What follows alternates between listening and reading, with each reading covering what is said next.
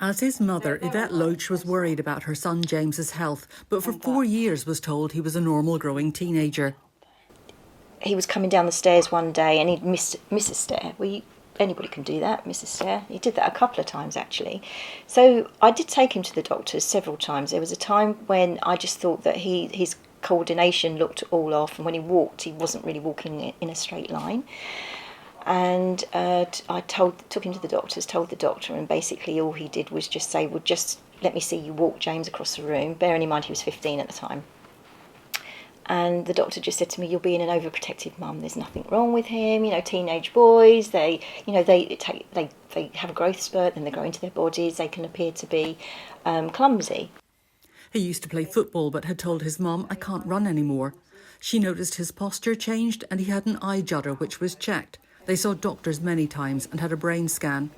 When he was 19, doctors referred him for more tests. James had completed courses at Mid-Kent College with distinctions and was due to start Reading University the next week when he told his mum he didn't feel well one evening. He was lying on the sofa, he was watching the telly, and I brought down a pillow and a duvet, and then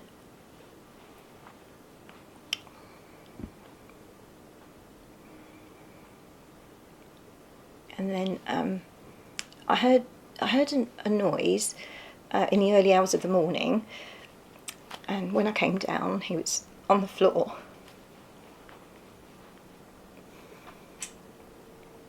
Nothing you could do. The family tried to resuscitate James, but his heart had stopped. Basically, the hospital said, when he had his post-mortem, that it was natural causes. And I knew that it wasn't natural causes. Then a neurologist from St Thomas's Hospital asked the family directly if she could carry out tests on a tissue sample. She said that basically he died from, it was thickening of the heart muscles, which was related to Friedreich's ataxia. So a few days later we got 2 letters from the hospital, one of them saying that there was cerebellum deterioration, basically, and they'd missed it. Ataxia means a lack of coordination and is normally diagnosed in young children.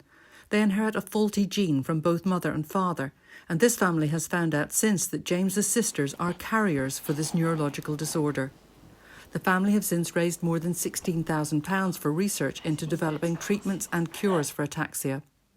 The fundraising event at the United Services Club takes place on September 24th, and you can find out more about it or how to help the charity on the Ataxia Medway Facebook page.